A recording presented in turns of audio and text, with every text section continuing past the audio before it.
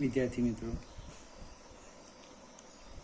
આપણે આગલા વિડીયોમાં ચેપ્ટર 4 ગતિમાન વિદ્યુતભારો અને ચુંબકત્વ એની આપણે શરૂઆત કરી હતી. એમાં એક પહેલો મુદ્દો આપણે જે ગઈકાલે જોયો, ઓસ્ટેડનું અવલોકન.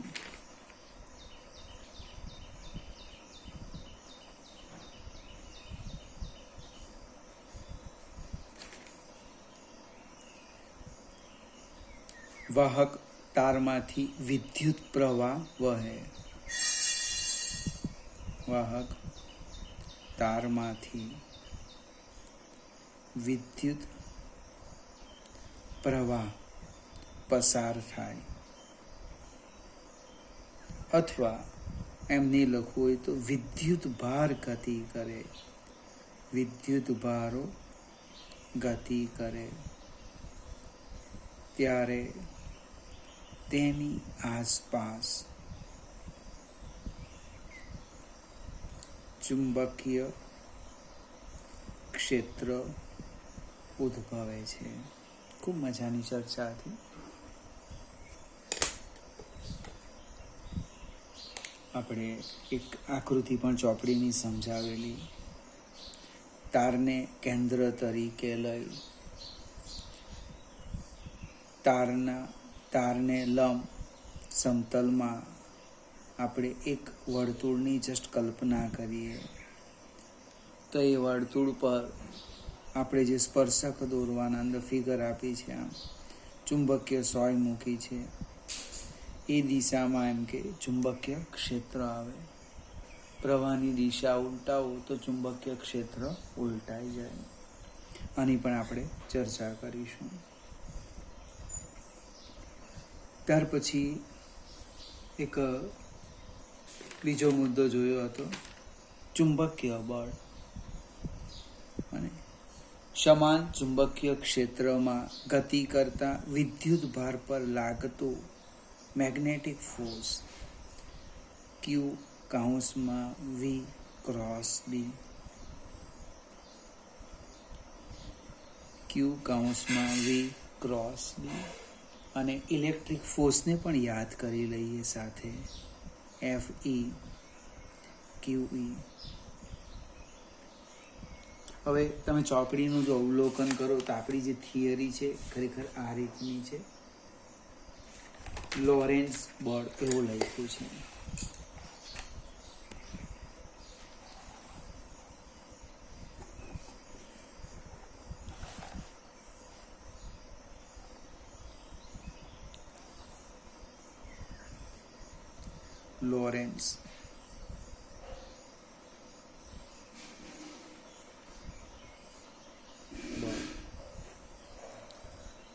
લોરેન્સ બળ એટલે કે આપણો જે વિદ્યુત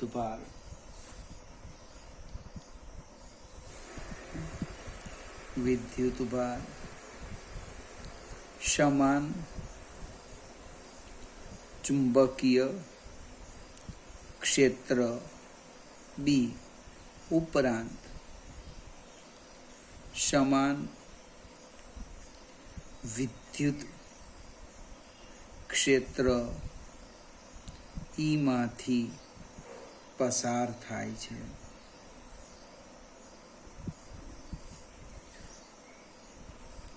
તો વિદ્યુત ભાર પર લાગતું બળ, તો વિદ્યુત ભાર પર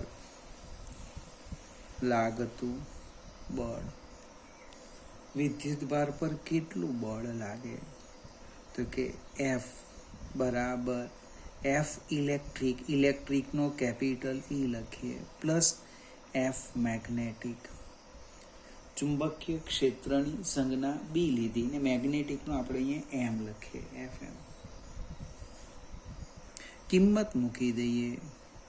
F બરાબર QE પ્લસ Q કૌંસમાં V ક્રોસ B. Q સામાન્ય કાઢવું હોય તો કાઢી લઈએ. સદિશ E પ્લસ સદિશ વી ક્રોસ સદિશ વી. આ જે સમીકરણ આવ્યું એ સમીકરણનું નામ છે લોરેન્સ બળ. અને આ સમીકરણ એનું નામ લોરેન્સ બળ.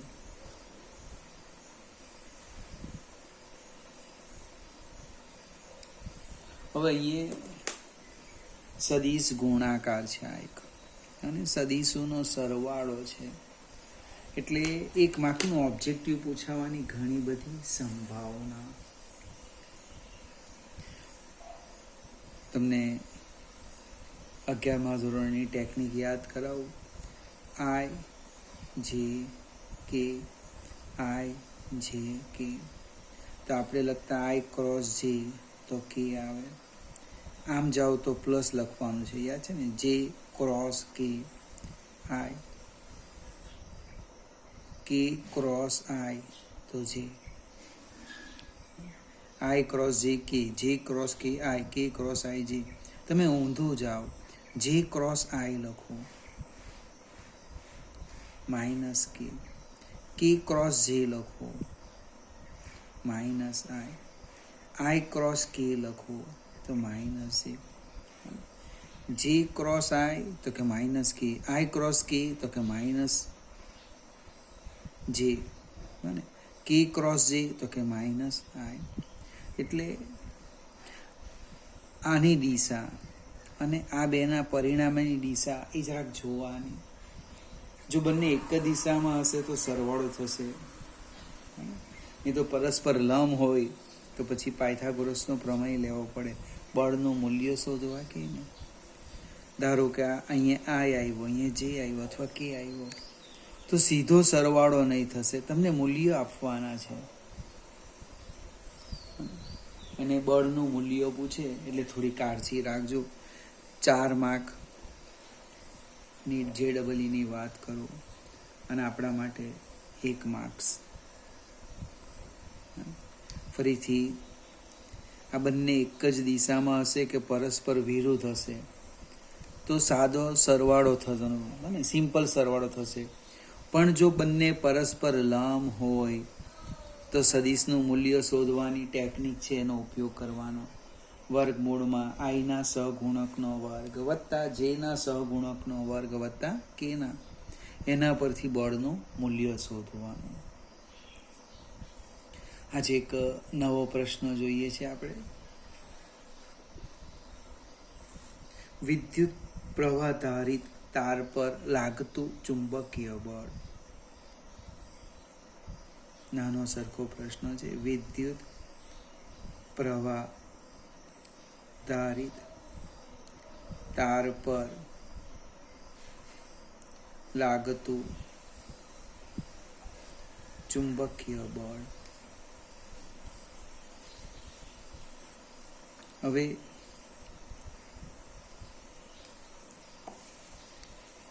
એમાં આપણે જસ્ટ એક કલ્પના કરીએ કે સમાન ચુંબકીય ક્ષેત્ર અહીંયા છે આપેલું. એમાં આપણે એક આ વાહક તાર લઈ લઈએ આ રીતનો.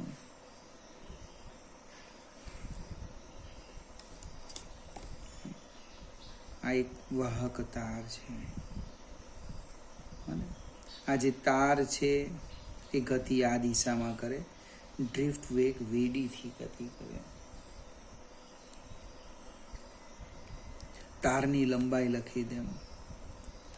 તારની લંબાઈ L. એનું નિયમિત આડછેદ, નિયમિત આડછેદ કેપિટલ એક સરખો સળિયો છે. આજ આ ભાગની વાત કરું ને, એનું આડછેદનું ક્ષેત્રફળ કેવું છે? સરખું છે. એ જે વાહક છે એમાં વિદ્યુત ભારની સંખ્યા ઘનતા, વિદ્યુત ભારની સંખ્યા ઘનતા ઊંધ લઈ લેમ n. તો વાહકમાં કુલ વિદ્યુત ભાર કેટલો થવાનો તે પહેલા તો શોધીએ. તો વાહકનું કદ શોધી કાઢું. વાહકનું કદ કેટલું થવાનું? વોલ્યુમ વી બરાબર આડછેદનું ક્ષેત્રફળ ગુણ્યા લંબાઈ. વિદ્યુત ભારની સંખ્યા શોધો. વિદ્યુત ભારની સંખ્યા કેટલી થવાની? તો કે વિદ્યુત ભારની સંખ્યા, એને ધારો કે હું કેપિટલ એન લેમ તો એન વી. એકમ કદમાં એન તો વી કદમાં કેટલા? તો કે એન વી. એટલે વિદ્યુત ભારની સંખ્યા થવાની એન એ એલ. વિદ્યુત ભાર લખવું. વિદ્યુત ભાર કેટલો થવાનો? અને તો આપણે વિદ્યુત ભાર એને હું ક્યુ ડેશ કહી દેમ તો કેટલો થવાનો? N A L Q. N A L Q. આગળ જઈએ. આ ક્યુ ડેશ વિદ્યુત ભાર સમાન ચુંબકીય ક્ષેત્રમાં ડ્રિફ્ટ વેગથી ગતિ કરે છે. ક્યુ ડેશ વિદ્યુત ભાર, ક્યુ ડેશ વિદ્યુત ભાર સમાન ચુંબકીય ક્ષેત્રમાં ડ્રિફ્ટ વેગ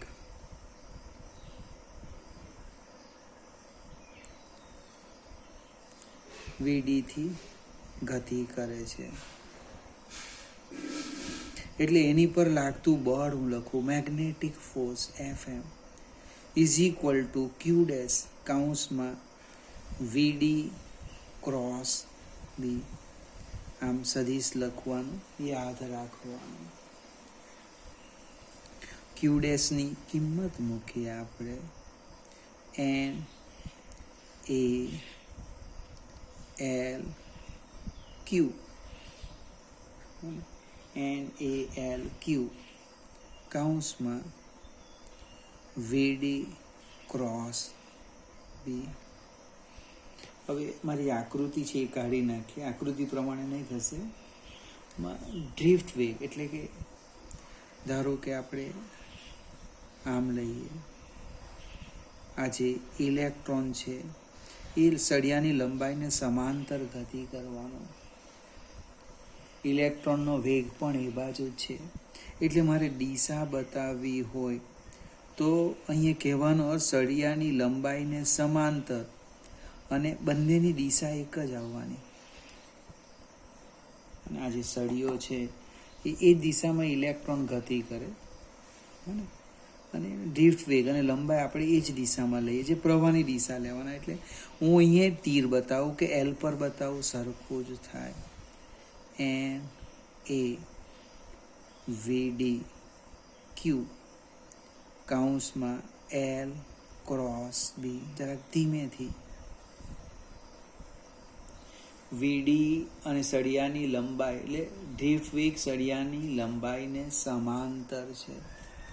સમાંતર છે એટલે દિશા માટે મેં તીર વીડી પર મૂકું કે એલ પર મૂકું, સરખું જ થવાનું. પણ આપણે ત્રીજા ચેપ્ટરની જો વાત કરીએ તો એન એ વીડી ક્યુ એ આપણા માટે વિદ્યુત પ્રવાહ થાય. વિદ્યુત પ્રવાહ એટલે કે વિદ્યુત પ્રવાહ ધારિત તાર પર લાગતું બળ આપણે લઈ ગયું મેગ્નેટિક ફોર્સ. કેટલું? આઈ સદિશ એલ ક્રોસ સદિશ બી.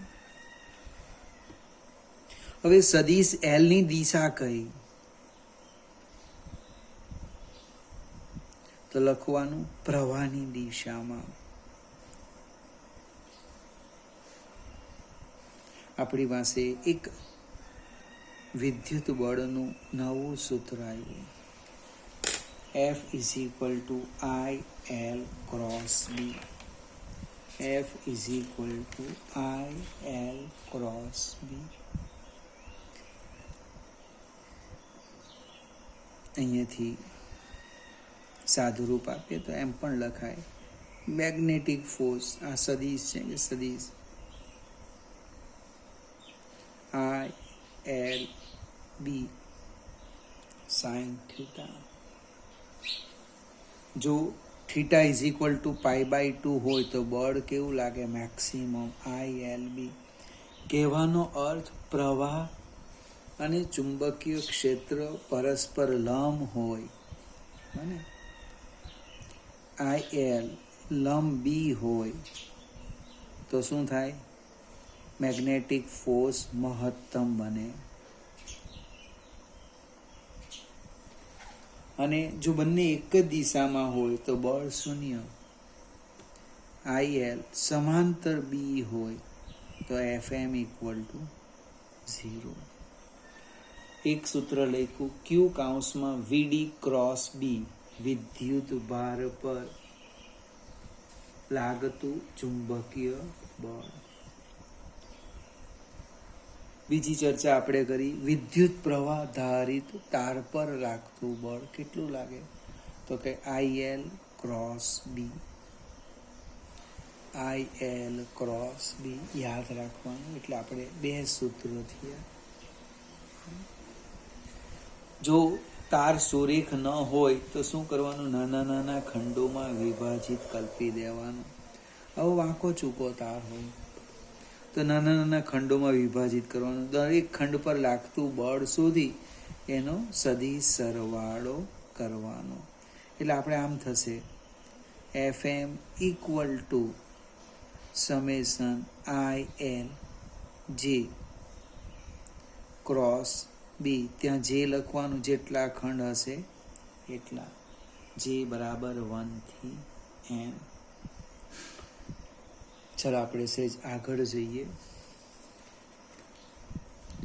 થોડી ઓબ્જેક્ટિવની લગતી પણ ચર્ચા કરીએ.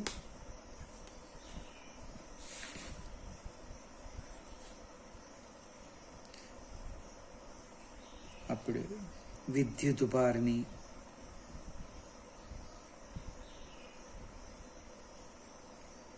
ચુંબકીય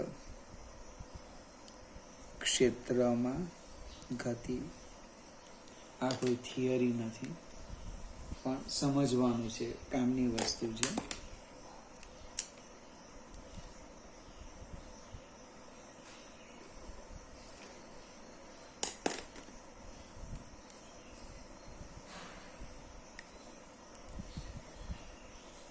આપણે સૂત્ર લખ્યું છે, Q વિદ્યુત ભાર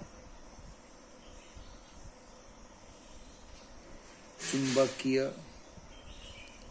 ક્ષેત્રમાં V વેગથી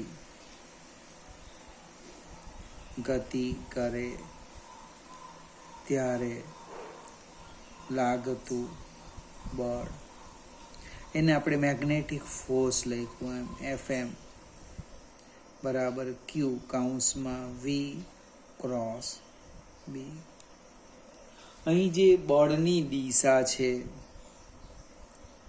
બળની દિશા એ વેગ એટલે કે સ્થાનાંતર ને લંબ. ચુંબકીય ક્ષેત્રને પણ લંબ આવે. પણ આપણે 11મા ધોરણની વાત કરવાના છે. બળની દિશા એ વેગને લંબ. એટલે એ જે ગતિ કરતો હોય, એનું સ્થાનાંતર થતું હોય, એને લંબ બળ લાગે. એવો આપણી પાસે એક જ કેસ છે, અને તે છે નિયમિત વર્તુળમય ગતિ. અહીં વિદ્યુતભાર શું કરવાનો? વિદ્યુતભાર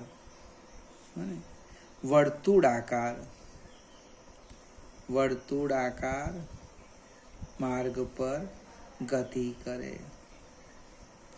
કારણ શું છે? કે જે બળ લાગે છે એ બળ વેગને, સ્થાનાંતરને લંબ લાગે છે. ને એવો એક જ કેસ નિયમિત વર્તુળમય ગતિ.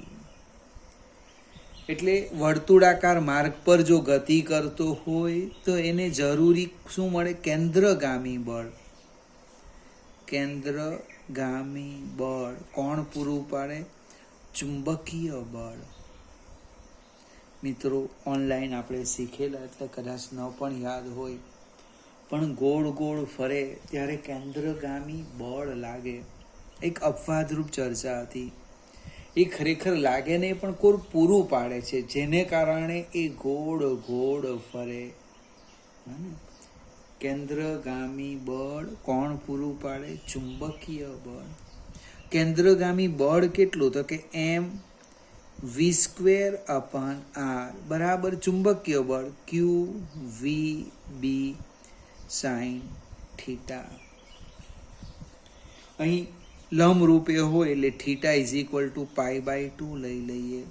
એક v નીકળી જશે એટલે શું થવાનું? mv/r બરાબર QB. અથવા કોઈક મિત્ર આમ પણ લખે, ઓબ્જેક્ટિવ છે, ત્રિજ્યા વર્તુળાકાર પથની ત્રિજ્યા mv/QB. હવે mv એટલે શું? તો કે વેગમાન. લખવું તો લખી શકે, 11મું ધોરણ. p બરાબર mv એટલે ગતિપથની જે ત્રિજ્યા આવી એ આમ પણ લખી શકાય, r બરાબર p/QB. હવે જે વિદ્યુતભાર ગતિ કરે છે એનો વિદ્યુતભાર અને જે ક્ષેત્રમાં ગતિ કરે તે b બંને અચળ આવવાના. કહેવાનો અર્થ r ચલે છે p. વેગમાન વધે, ગતિપથની ત્રિજ્યા વધે. વેગમાન ઘટે, ગતિપથની ત્રિજ્યા ઘટે. ફરીથી, વર્તુળાકાર માર્ગની જે ત્રિજ્યા છે એ વેગમાનના સમપ્રમાણમાં. વેગમાન વધશે, ત્રિજ્યા વધશે. વેગમાન ઘટે, ત્રિજ્યા ઘટે. આપણે સહેજ આગળ જઈએ. આ જે v છે એની જગ્યાએ હું લખું, સમીકરણ 1 નંબર આપો. v = r ઓમેગા કિંમત મૂકો સમીકરણ 1 તો શું થવાનું? r બરાબર m, v ની જગ્યા લખવાનો r ઓમેગા/QB. r અને r લગભગ નીકળી ગયા, તો ઓમેગા બરાબર QB/m. હવે અહીંથી બે સૂત્ર લખાય, એક આવર્તકાળનું પણ લખાય અને આવૃત્તિનું, બંને જ લખીએ આપણે. આવૃત્તિનું 2πν = QB/m. એટલે કે આવૃત્તિ ν બરાબર QB/2πm. એ ખૂબ મજાની ચર્ચા આવી. વેગમાન વધે, જસ્ટ આપણે હમણાં જ લખ્યું, વેગમાન વધે તો ગતિપથની ત્રિજ્યા વધશે. પણ વેગમાન વધે તો આવૃત્તિ અચળ રહે. કેમ? તો કે આવૃત્તિના સમીકરણમાં વેગમાન આવતું નથી. એટલે એનું વેગમાન કે ઉર્જા કેટલી છે એને આવૃત્તિ સાથે કંઈ લેવા દેવા નથી. p²/2m આપણે લખીએ ને આવૃત્તિ એ વેગમાન અથવા ઉર્જાથી સ્વતંત્ર થવાની. કોઈક આવર્તકાળના સ્વરૂપમાં લખે, એટલે કે 2π/T QB/m. કોઈ અહીંથી પણ લખે અથવા આવૃત્તિનો વ્યસ્ત કરી દે તો પણ ચાલે, 2πm/QB. હવે આજે આખી ચર્ચા કરી એમાં એક મુદ્દો હતો કે જે મારો વિદ્યુતભાર છે એ ચુંબકીય ક્ષેત્રને લંબ ગતિ કરે. ધારો કે આ રીતની ફિગર લઈ લઈએ, ચુંબકીય ક્ષેત્ર આમ છે અને પેલો વિદ્યુતભાર આમ ગતિ કરે લંબ રૂપે. એનો વેગ ચુંબકીય ક્ષેત્રને લંબ હોય એટલે θ = π/2 લીધા. આપણા કોર્સમાં આ જ હકીકત છે. પણ ધારો કે લંબ ન હોય તો ફિગર બતાવી આ રીતના. આ ચુંબકીય ક્ષેત્ર છે અને આ દિશામાં વેગ છે. વેગ અને ચુંબકીય ક્ષેત્ર વચ્ચેનો કોણ થીટા હોય તો બે ઘટક પાડવા પડે. કયા કયા ઘટક? વેગના. તો એક ક્ષેત્રને લંબ ઘટક, જો આમ એક કયો પડવાનો? ક્ષેત્રને લંબ એટલે આ દિશામાં પડવાનો, અને બીજો ક્ષેત્રને સમાંતર આમ જવાનો. આ એની પાસેની બાજુ એટલે વી કોસ થીટા, આ એની સામેની બાજુ એટલે વી સાઇન થીટા. એટલે કેન્દ્રગામી બળ